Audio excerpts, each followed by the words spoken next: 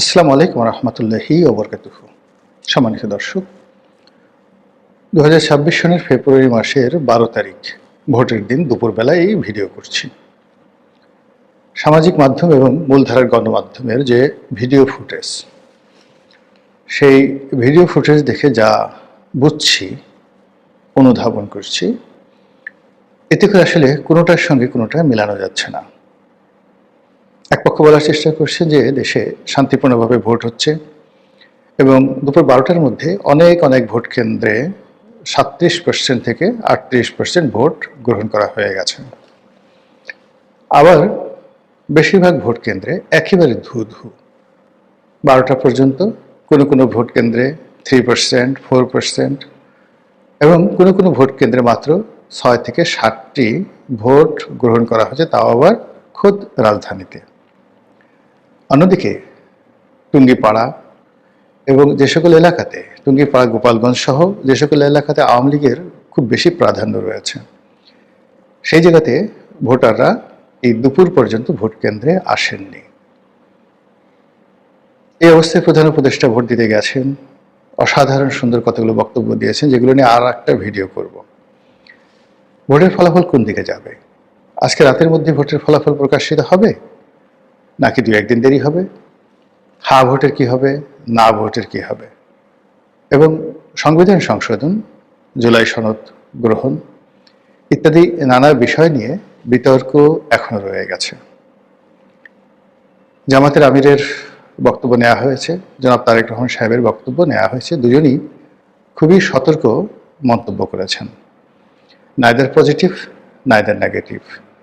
খুব আশাবাদীও নয়, আবার আতঙ্কগ্রস্ত নন তারা।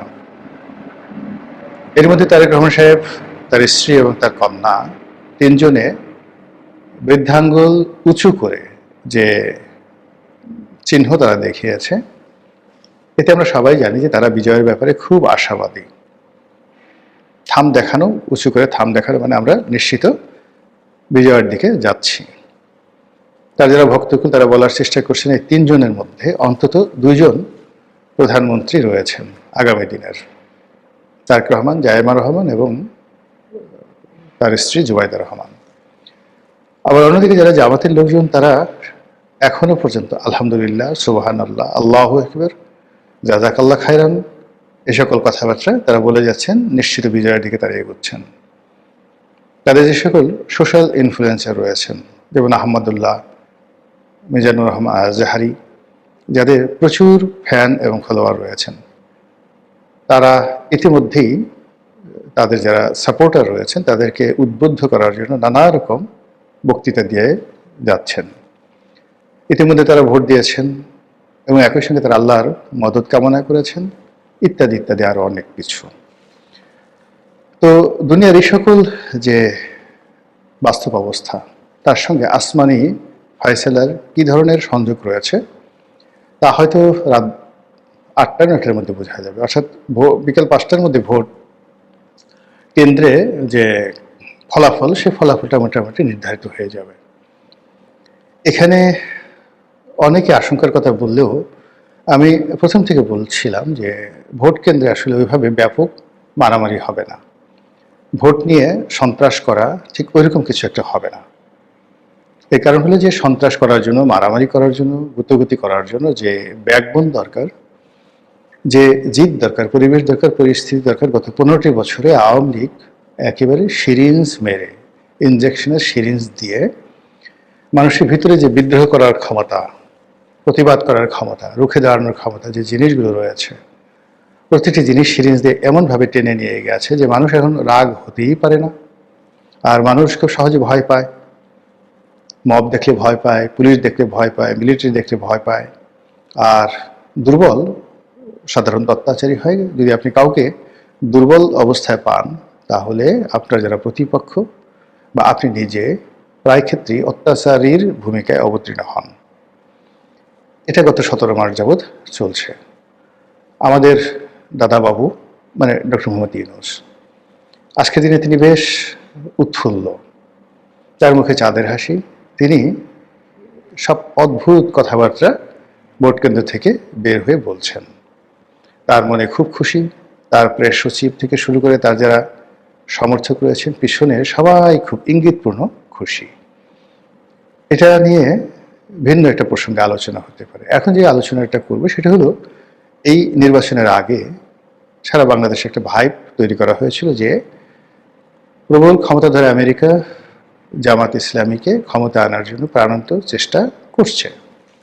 জামাতের সকল কাজে তাদের ইতিবাচক সাপোর্ট রয়েছে এবং মার্কিন যুক্তরাষ্ট্রের যে ডিপ স্টেট পলিসি রয়েছে সেই ডিপ স্টেট পলিসির প্রতিটি উইংস, প্রতিটি শাখা এবং প্রশাখা অর্থ দিয়ে, বিত্ত দিয়ে, সেটা অস্ত্র হতে পারে, অন্য এনিথিং, তারা জামাতের সঙ্গে আছেন।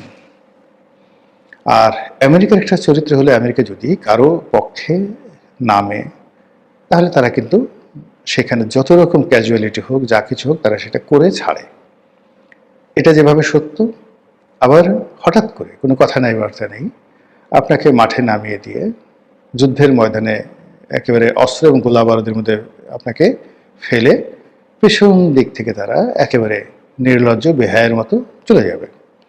এবং তারা চলে গিয়ে কি করবে, তারা সেই আপনার যারা প্রতিপক্ষ তাদের সঙ্গে বসে চা খাবে, সিগারেট খাবে, মদ্যপান করবে এবং আপনার পতন নিয়ে ঠাট্টা মশকরা করবে। তাদের বন্ধু হতে খুব দেরি লাগে না, শত্রু বানাতে তাদের খুব দেরি লাগে না, কাউকে সাপোর্ট দিতে দেরি লাগে না এবং কারোর উপর থেকে হাত তুলে নিতেও তাদের খুব বেশি দেরি হয় না। তো সেই দিক থেকে আমরা অতীতে যে সকল রাজনীতির সমীকরণ দেখেছি সেই সমীকরণে জামাতের সঙ্গে আমেরিকার সম্পর্ক হওয়ার কথা নয়। কিন্তু এই গত 17টি মাসে ক্রমাগতভাবে তারা যেভাবে জামাতের দিকে ঝুঁকে পড়েছেন এবং একই সঙ্গে তাদের যারা বন্ধুবান্ধব রয়েছেন পশ্চিমা দুনিয়াতে সবাইকে নিয়ে তারা যেভাবে জামাতের দিকে ঝুঁকে পড়েছেন, সেক্ষেত্রে বিএনপি এবং অন্যান্য যারা রাজনৈতিক দল তারা রীতিমতো ভয় কম্পমান ছিলেন। অন্যদিকে আমরা যারা মোটামুটি একটু বিশ্লেষণ করার চেষ্টা করি তারাও খুব অবাক বিষয়ে তাকিয়ে থেকেছি। জামাতের সঙ্গে আমেরিকার সম্পর্কের নানা রকম ইতিবাচক নেতিবাচক যে বিষয়গুলো আমরা বোঝার চেষ্টা করেছি, বলার চেষ্টা করেছি, কিন্তু এই নির্বাচনের দিনে এসে মনে হচ্ছে যে আমেরিকা তাদের যে আশীর্বাদ জামাতের উপর সেটি হয়তো তুলে নিয়েছে। সে যে চট্টগ্রামের একটা বিখ্যাত গান আছে, মধু হই হই মোরে বিষ খাওয়াইলা বা বিষ হাওয়াইলা, এরকম ওদের আঞ্চলিক ভাষায় গান গায়। মিষ্টি মিষ্টি কথা বলে প্রেমিক কাছে আসে, তারপর প্রেমিকাকে বা প্রেমিককে সেই মধুর কথার ছলে তাকে বিষ খাইয়ে তারপর সে ভেগে যায়। এটা কেন? এই গানের মধ্যে আবহমান বাংলার একটা সংস্কৃতি রয়েছে। বাংলাদেশের মানুষ খুবই অস্থির প্রকৃতির এবং প্রেম এবং প্রণয় নিয়ে তারা দীর্ঘ সময় লেগে থাকতে পারে না। ফলে আরব দেশের সেই লাইলি মজনু কিংবা শিরি ফরহাদের মতো অমর প্রেম কাহিনী কিংবা ইসুফ জুলাইখার মতো অমর প্রেম কাহিনী আমাদের দেশে কখনো তৈরি হয়নি। আমাদের দেশে কমলার বনবাস খুবই জনপ্রিয় একটি চিত্রনাট্য। মানে আপনি তার সাথে ঘর করবেন এবং আপনার প্রতিপক্ষ আজে বাজে কথাবার্তা বলবে, তখন আপনি আপনার স্ত্রীর প্রতি, প্রেমিকের প্রতি বিশ্বাস হারিয়ে তাকে বনবাসে পাঠিয়ে দেবেন। পাক ভারত উপমহাদেশের দুটো মহাকাব্য, সেখানে মহাভারত এবং রামায়ণ। মহাভারতের যে দ্রৌপদীর কাহিনী আপনারা জানেন যে 5টি ভাইয়ের একজন স্ত্রী, আবার 5জন ভাই দেবতা এবং মহাবীর, তারা রাজা রাজপুত্র। তো এই 5 ভাই তাদের স্ত্রীকে বন্ধক রাখলো প্রতিপক্ষের কাছে জুয়া খেলার জন্য। আর জুয়ায় প্রতিপক্ষ জিতে গেল, আর 5 ভাই সেই মাথা নিচু করে রইল যখন তাদের যে স্ত্রী দ্রৌপদী তার বস্ত্র হরণ করা হলো, তার শরীর থেকে বস্ত্র খুলে নেওয়া হলো, উলঙ্গ করে ফেলা হলো প্রকাশ্য রাজদরবারে। এই হলো আমাদের প্রেম, আমাদের ভালোবাসা। রামের ক্ষেত্রে একই অবস্থা। সীতাকে ধরে নিয়ে গেল, আবার সীতা ফেরত এলো। এখন সন্দেহ হলো, লোকজন সন্দেহ করলো রাম দেবতা, অন্তর্যামী, তারপরে তিনি জনগণের যে সন্দেহ তার বিরুদ্ধে রুখে দাঁড়াতে পারলেন না। তিনি প্রথমে আগুনের মধ্যে হেঁটে সীতাকে সেই তার সতীত্ব প্রমাণ করার জন্য বললেন। অর্থাৎ রাবণের কাছ থেকে যখন ফিরে এলো, এইভাবে সীতাকে তার সতীত্ব পরীক্ষা দিতে হলো। তার আগে আবার তাকে বনবাসে পাঠানো হলো। তো এই যে বাঙালির অমর প্রেম, সেই অমর প্রেমে এরকম সীতা, দ্রৌপদী, কমলা এটাই আসে। কিন্তু জীবন দিয়ে দেওয়া প্রেমের জন্য রুখে দাঁড়ানো, ঘর সংসার ত্যাগ করে সেই মরে যাওয়া, যেটি আরব্য রজনীতে রয়েছে, যেটি পারস্যে রয়েছে, যেটি ট্রান্স অক্সিয়ানাতে রয়েছে, এমনকি ইউরোপে রয়েছে, সেটি আমাদের দেশে নেই। ফলে কি হলো, আমাদের দেশের প্রেম খুব ক্ষণস্থায়ী, খুব অস্থির। এই অস্থির প্রেমের কারণে জামাতের সঙ্গে আমেরিকার যে প্রেম, এই প্রেম নিয়ে আমরা সন্দিহান। যে মিষ্টি মিষ্টি কথা বলে জামাতকে প্রচারিত করে বা জামাতকে মাঠে নামিয়ে দিয়ে পেছন থেকে তারা সরে গিয়ে আবার তারা বিএনপির সঙ্গে হাত মিলালো কিনা, তারেক রহমান সাহেবকে মেনে নিল কিনা, নির্বাচনের আজকের এই দিনটিতে সন্দেহটা এই জায়গাতেই রাখুন।